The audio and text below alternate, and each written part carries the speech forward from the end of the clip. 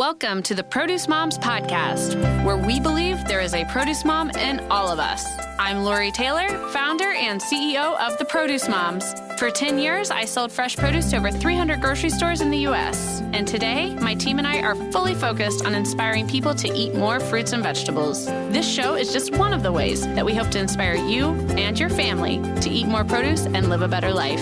If you like what you're hearing on the podcast, join our community of almost 40,000 in all 50 states and over 30 countries by visiting theproducemoms.com/subscribe. And be sure to subscribe and leave us a review on iTunes. Thanks for being here. Enjoy today's show. Hello, everybody, and welcome back. This is the Produce Moms Podcast, and my name is Lori. I love hosting this show. You know I love hosting this show. You know I am so thankful for all of our amazing guests. And, you know, I start every show saying how thankful I am for our guests, and I probably don't thank you, our listeners, enough. So please know that I am very grateful for your support. I was actually reviewing our podcast analytics this morning for a little bit of just, you know, knowing where things stand, the pulse of, you know, are we doing things right? You got to make those data-driven decisions always when you're trying to steer a ship. And when I opened up the dashboard, I was so incredibly grateful and blown away. This past week, our downloads exceeded all of our downloads from the previous month. So we are just on a really exciting trend with, with what we're seeing with the show. And that all, of course, it's twofold, right? Like we're bringing on amazing guests with wonderful stories to tell, and they're doing a great job of making sure that their audiences know about it. But really, it comes down to the fact that you're tuning in, like you care, and we are so thankful for that. So please know, as we kick off today's show with another amazing guest, that my deepest gratitude is to you, our listeners. So thanks for being here. All right, with that, we are welcoming an amazing woman, a woman that I had the greatest time getting to know in our pre-show dialogue. She works for a county farm bureau. And if you are unfamiliar with the Farm Bureau, well, we're going to ask her all about that. It's a huge part of our American agriculture system is the Farm Bureau, nationally, statewide, countywide. And what Anna Genasci, who is the Director of Communications and Education at the Stanislaus County Farm Bureau. This county is located in the California Central Valley, also known as the San Joaquin Valley. I know that there's probably some folks from Salinas and Yakima and Sonora and some other amazing iconic ag regions tuning in that are going to disagree with this statement. But some would say that the San Joaquin Valley is the most iconic, most famous, most high production ag region, not only in our nation, but in the world. So Anna's got a really big job serving as this director of comms and education for such an iconic county and part of our American agriculture system. And you're going to really love tuning in today and learning more about exactly what she's doing. Like we're going to learn more about the Farm Bureau, of course, but we're going to learn more about what's happening in Stanislaus County. And hopefully by the end of this show, I will be able to say Stanislaus County without looking at the phonetic spelling in my notebook. But with that, Anna, I'm so glad you're here. Welcome to the show. Thanks, Lori. I appreciate you having me. Oh, it's going to be a great episode. All right. So tell us all a little bit more about you. Who are you? What's your professional background? Why are you here? Why do you care? Yeah, absolutely. Well, thank you. So I have farming in my family background, but like so many people out there, I was just a generation too short. I came along after my family had transitioned out of beef cattle, and it was a hobby of mine as a high schooler and became what I was interested in college. I actually am a Modesto Junior College graduate, which is literally 2 miles from where I'm sitting right now. Went on, earned my bachelor's degree in ag communications from Chico State. Of course. I was just going to ask if it was Chico State. Yes, of course. Yes. Huge rivalries though, right? We've got Fresno State, Cal Poly San Luis, and Chico State. My husband is a Cal Poly grad, so sometimes we have some disagreements about that. And you know, I'm a Paul George fan, so I've got a soft spot in my heart for Fresno State, just because I like Paul George, and he was a boss basketball player from Fresno State. But yeah, all right, I digress. This is your show. Keep going. Yeah, no, you're fine, dear.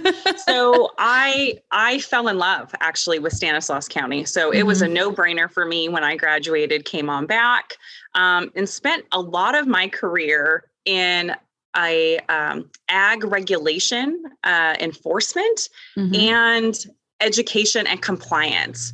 So I worked for Stanislaus County Ag Commissioners, where I was a boots on the ground inspector for pesticide use, for phytosanitary certificates, which is a fancy way of saying the essentially food safety inspections that have to go on before our product gets sent overseas. I found personally that writing that ticket was not my sweet spot. I loved working with the growers and providing education. So AgSafe was my next move. Amazing time there. I learned so much, got to travel the entire state, and in some cases the nation. And when this opportunity came up to join Farm Bureau, which meant a little less travel for me, I am a mama of 3, and it just made sense to step into this role. So currently I get to serve Stanislaus growers, farmers, ranchers, and dairymen, providing education, compliance opportunities, and take care of all things communication. So our paper, our e-news, and then most recently, why I'm so excited to be here with you today, is Farm Bureau Foodies, a new video episode series that we have been working on for the past 6 months. Oh, and it is such a joy to watch that series, the Farm Bureau Foodies, come to life. You've done a great job. All of your partners have really empowered a wonderful thing here with this program. For folks that are unfamiliar with Stanislaus County and the San Joaquin Central Valley region, Anna explained to me, and I should have known this because I've been there myself through this region, but we're talking real close to Sacramento, like an hour-ish away. Okay. So that helps y'all understand what part of the country we're talking about. And, Anna, I know that before we dive into Farm Bureau Foodie, let's talk a little bit more about what is the Farm Bureau. Sure. Yeah. So just to give you a little bit of idea too about Stanislaus County, we are primarily almond production, or if you are you from the Central Valley, you say almonds. So almond. You got to knock the L out of them. I've heard them say that too. Yes. So that is our number one commodity. We have a lot of almond growers in this area. And then number 2 for us is dairies.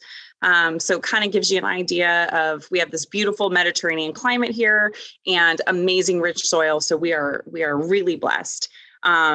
With that said, Farm Bureau is an amazing system that supports farmers, ranchers, and dairymen. We are a membership-based nonprofit organization. What makes us different than other commodity organizations is we are not commodity specific. If you farm, ranch, or dairy, you can be a member of ours. And the structure of Farm Bureau is very unique. And because of that unique structure, we have a lot of power in voice, in membership. So Stanislaus County, we are 1,600 members strong. We feed into the California Farm Bureau, which is 30,000 members statewide. Wow. And that all feeds into American Farm Bureau, which is nearly 6 million members nationwide. And so those are the kinds of numbers and voice that we can use when we're advocating in Sacramento and DC. Yes. And so when you talk about advocating, and I'm going to speak from the heart here, and then Anna, I want you to come in and clean up what I'm about to say. Okay. But folks, when we advocate for the farmer's best interest, that always, in my opinion, leads with labor. And then, because there's a lot of policy out there that affects the farmer's ability to attain and sustain the necessary labor to grow the food, to raise the food, to grow the crops, to support the dairies and these ranches. So I've said it before, farm security or food security is national security. And the only way we have food security is if we have profitable farmers. So the farming economy is just absolutely paramount in our ability as American consumers and really consumers worldwide to have that sustainable access to fresh, healthy, sustainably raised food.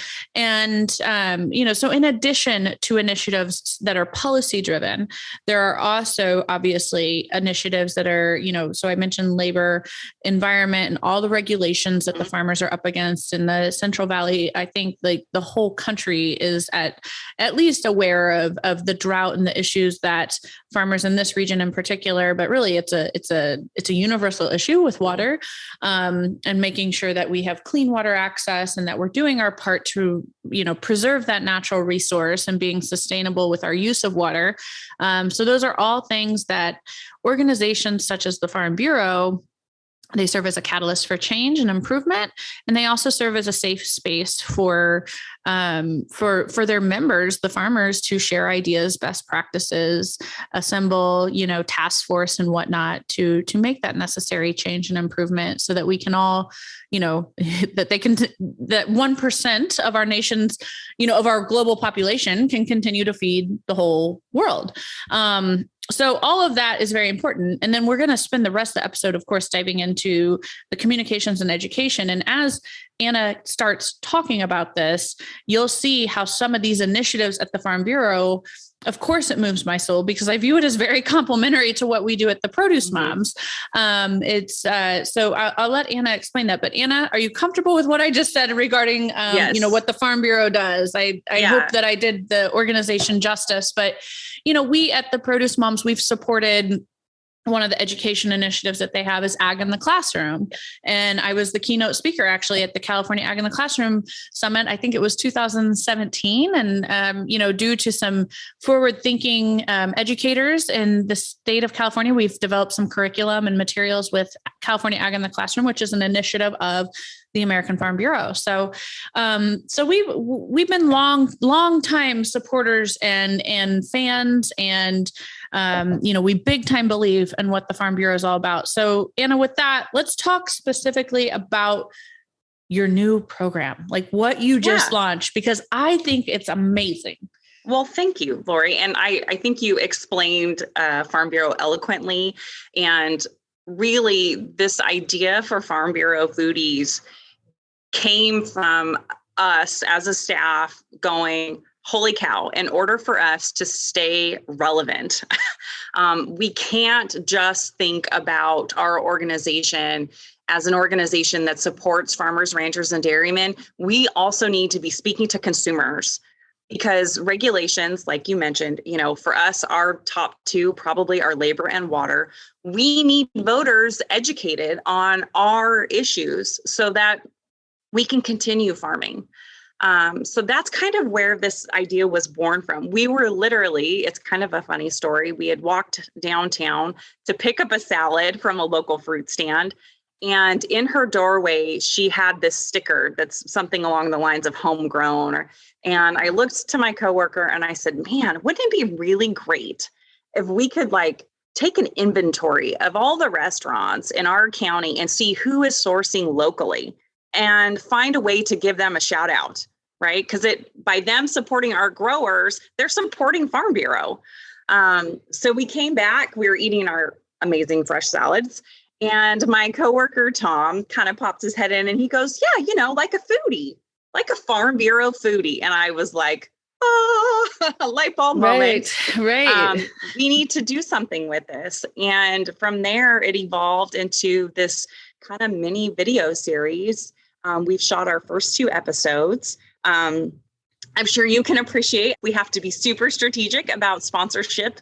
So right now for us, an episode every other month is kind of what we are capable of doing. Our first episode went really well. We got to highlight local dairy, farmstead, which means that the cows live, are milked, and the cheese is made all on the same property. Fiscalini Cheese. It's a 100-plus-year-old family operation, and their cheese goes into some amazing dishes in a local restaurant. And we got to spend time with the chef. And if you go and check out the video, we cooked the meal with the chef, and then we kind of back into the story of the farmer, rancher, or dairyman.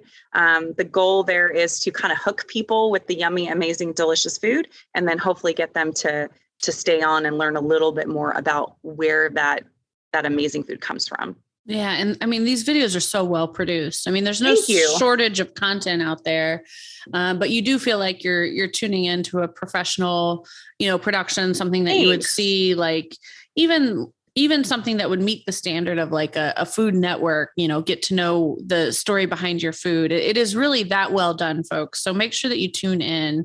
But so you've shared a lot about how this got started, but what's been your driving force behind these videos? Like so you did this cheese one, it went great. Tell us a little bit more about how the program has evolved since then and what's your big objective with this? Yeah. So I think we look at this as an opportunity to educate folks about where their food comes from. And I don't mean educate as in, oh, you should know this, but I mean, feel a sense of pride that these fruits, veggies, nuts, whatever, cows are all being raised literally in the county that you live in. And they're being raised in a sustainable manner. They're being raised by farmers and ranchers and dairymen, husbands and wives, families that live on the property where they grow and raise these items. That eat the product themselves. Yes. I think a lot of people don't realize that too. Yes. That's a biggie. Yes. Yeah. And we're really blessed. I mean, I said 1,600 members in this county, but the average size of a farm here in our county is less than 40 acres. And that's huge in comparison to some of our southern counterparts, right? I mean, a huge difference where they're farming hundreds or maybe thousands. And we've literally, I can think of a grower that I just have big hearts for who he's 70 something years old and he's farming all by himself and proud of it. So for me, the reason I jumped into agriculture and studied it. I knew I didn't have a farm to go back to, but I was passionate about telling the story of where our food comes from. And like I said, not just educate, but man, you should feel proud that this is the county that you live in. And these are the things that we bring to the market. And a great way I felt like to showcase that was to partner with these amazing local restaurants and chefs, because people are already familiar with them, right? They're already eating these meals. They just didn't know that they source locally. And now I'm blessed to be able to tell that part of the story. Yeah. And I mean, I think it's worthy of a mention. Sacramento, which is in such close proximity to where you're at, that is known in the foodie world. That is known as the original farm to fork city. So if you've ever dined out, do yourself a favor. If you haven't dined out in Sacramento, go do it, because there are some amazing restaurants there. But next time you are dining in Sacramento, keep that in mind. The original farm to fork city is Sacramento, California. You know what else I think is amazing too, is you're explaining all these objectives and the greater why and the purpose behind these videos. I think another really important thing here, Anna, is the fact that it's transparency. It's like, we have nothing to hide. We are doing things the way that we're doing them, and we believe in our best practices, and we are not trying to hide anything about what's happening on the farm. And I think that's also worthy of a mention, because unfortunately that is the number one thing, in my opinion, that is a threat to our domestic agriculture is this misinformation that's out there, and the misunderstanding of what life, what the practices on the farm actually entail. It's Lori, it's funny that you say that. So just this week, my mom called me up and she's like, Anna, I was just watching the news and they were doing a report how almond harvest kills bees. And I was like, Mom, the bees are not even in the orchard at the time of harvest. Bees join the orchard during bloom, which is in February, and almonds are harvested late August, early September. But that information's already been put out there, right? And unless you're the guy or gal that Googles it afterwards to see if it's really accurate, then you just took that information as the truth. Yeah. And that's detrimental. So if folks check out our videos, which I hope you do, you'll notice the first one, it's kind of fluffy. It's warm and fuzzy.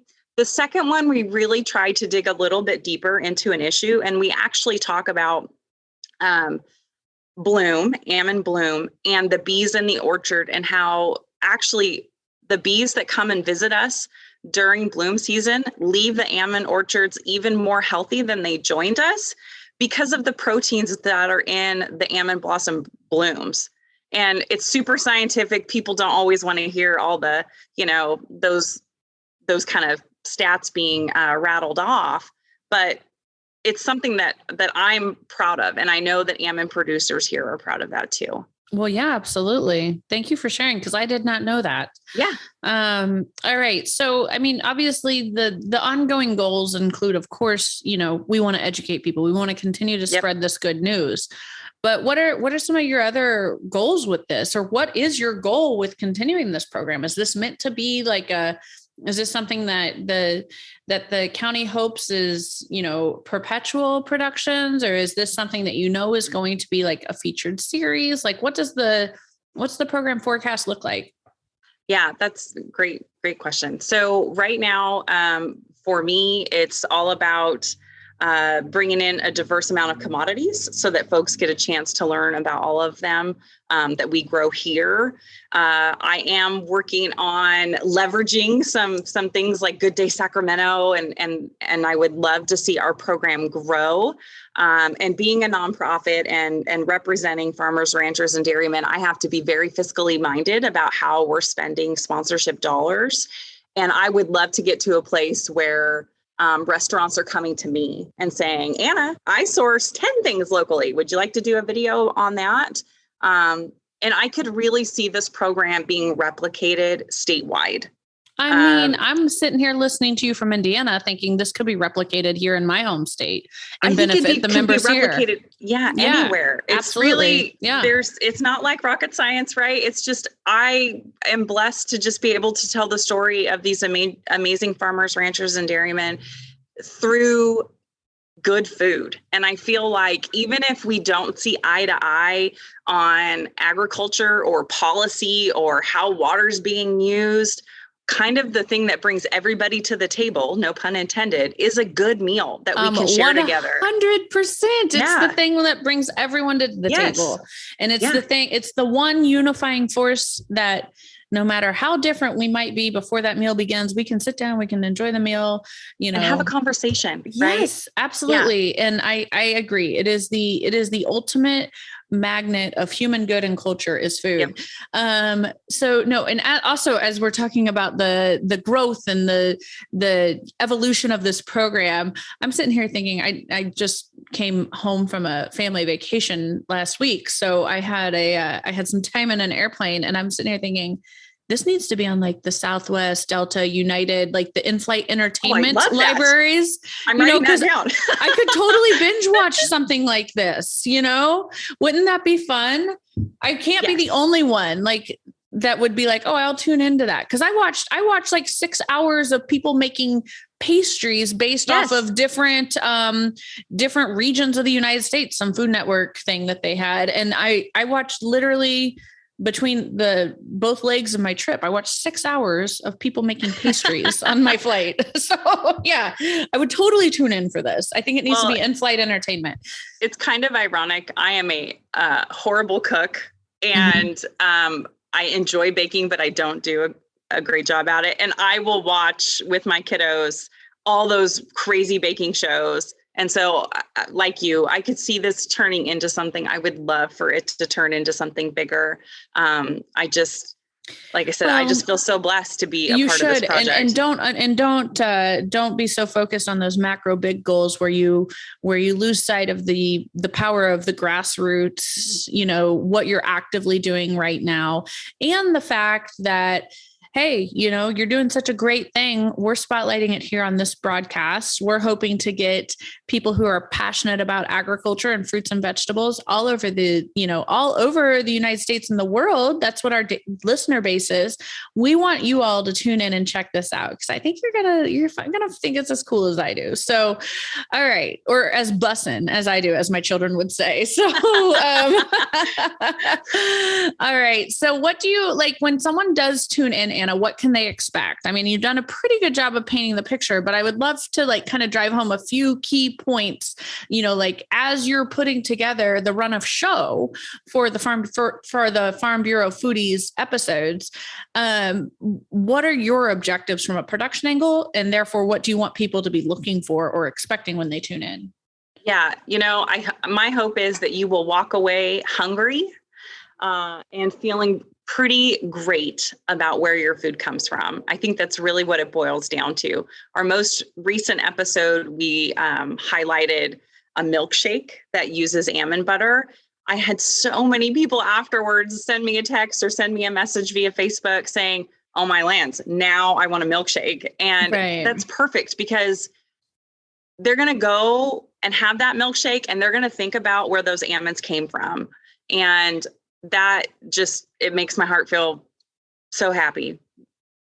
Yeah, it should. And so where can people go to see these videos and be participatory in what you've got going on here, Anna? So right now they're housed on Facebook. So just do a search for Farm Bureau Foodies. You'll see our Stanislaus County Farm Bureau logo embedded into the foodie logo. I think our banner right now is a beautiful Jersey cow from Fiscalini Dairy, which was our first episode. And you'll see both episodes there. And eventually we'll be sharing this podcast on there as well.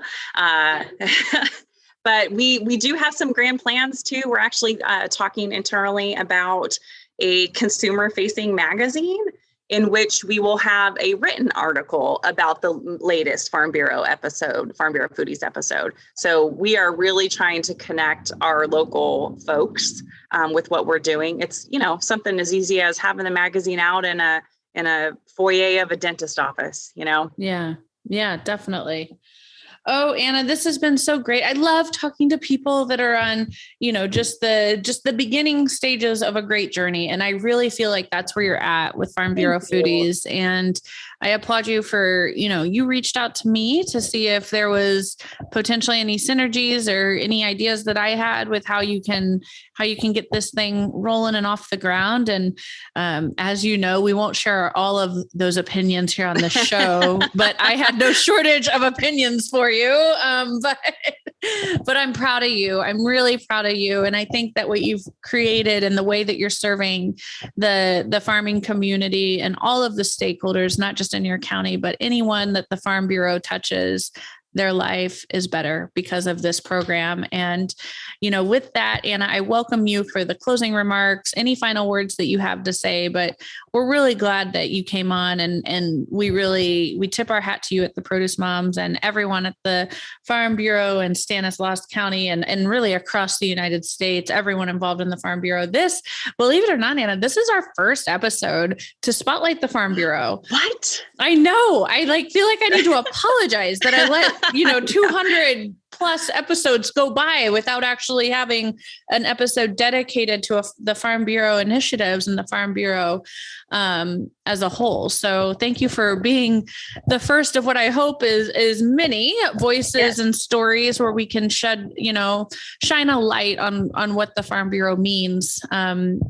to all of us, and most definitely to American agriculture, because their impact, it's big and it's important. The organization is important. So, Anna, with that, my dear, my friend, I'm thankful that you came on, but you get the last word and closing remarks, and also get to say goodbye to all of our lovely listeners. Great. Well, thank you, Lori. I mean, I appreciate you for having me on and giving me the opportunity to share my passion with your listeners. And I guess I would say to folks, check us out, Farm Bureau Foodies on Facebook. I hope that you walk away from that video wanting a milkshake or some shrimp and grits, and that you learn a little bit more about where your food comes from. And I would hope to take it one step farther and say that you feel a sense of pride knowing that those amazing foods are being grown right here in the country that you live in. Thanks for joining us on this episode of the Produce Moms podcast. If you or someone you know would like to be a featured guest, just send an email to Lori@theproducemoms.com. We know there is a produce mom in you because there's a produce mom in all of us. Join our community on Facebook and all social platforms. Help us change the way America eats. Thanks again for listening, and we'll see you next time.